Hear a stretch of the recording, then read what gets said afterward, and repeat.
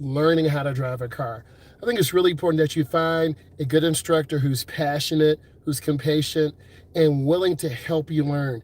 Good instructors are very understanding and they help you feel comfortable in the car because the relationship between you and your instructor is one of the most important relationships in your early teens to mid 20s because a lot of people post COVID did not really get a chance to drive. So I think it's important that you meet your instructor, you talk to them and build that relationship. That's extremely important.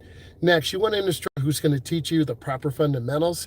This is driving through neighborhoods, making right turns, making left turns, 7 to 10 right turns, 7 to 10 left turns.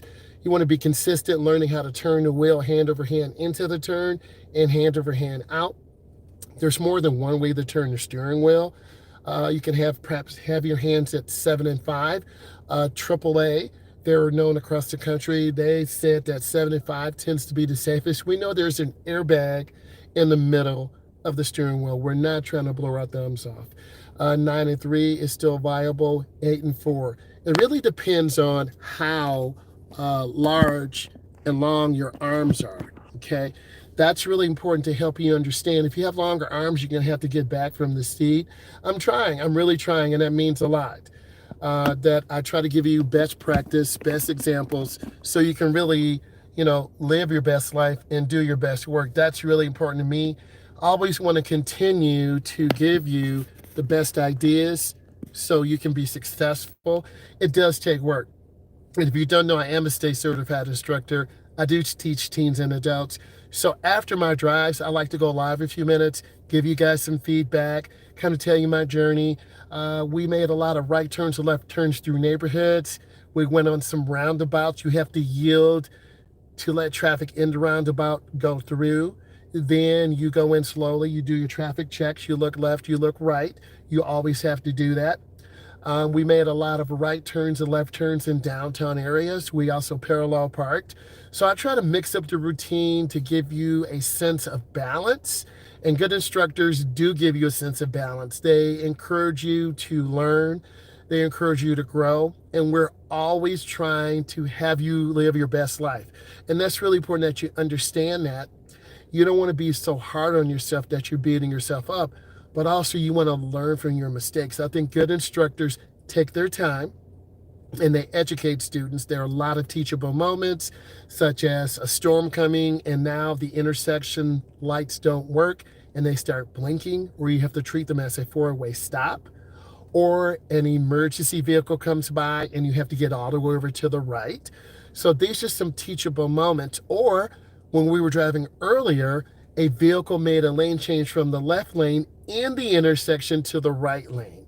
So you never want to make lane changes in the middle of the intersection because it kind of caught us off guard. Next, pedestrians. They always have the right of way. So you want to be mindful and very careful about pedestrians because they will walk out in front of you. Pedestrians always have the right of way. So we want to be aware of that. That is extremely important that you understand about pedestrians because they will pop up and pop out. So in downtown areas, we're always looking left, looking right, looking for people walking. So you got to be mindful of that.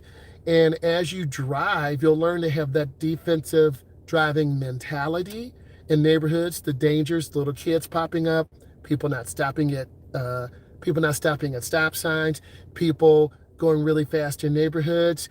On the main road, people are driving 7, 12, 14 over the speed limit. In downtown areas, people are not using blinkers if they pull off. It's a process, and your instructor will give you that confidence. They will support you. And when you support someone, you're understanding. You put your heart and soul into them.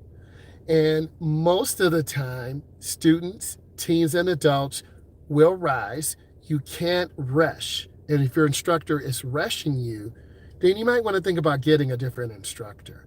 I try to tell you the journey, what's going on. And as you look through my library of content, you're going to get a really good perspective about some things you need to work on, having really good speed control, really having your hands at 9 and 3, 7 and 5, okay, 8 and 4. They're different, types of ways to hold the steering wheel. You're going to learn from your instructor. You're going to learn from watching my instructional videos.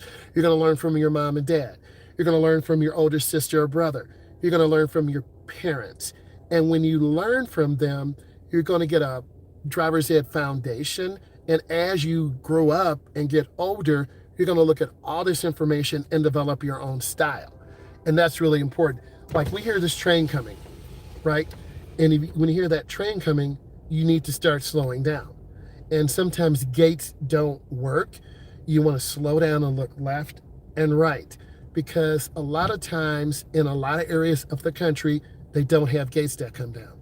So you don't want to assume that the train is not coming, because trains always have the right of way.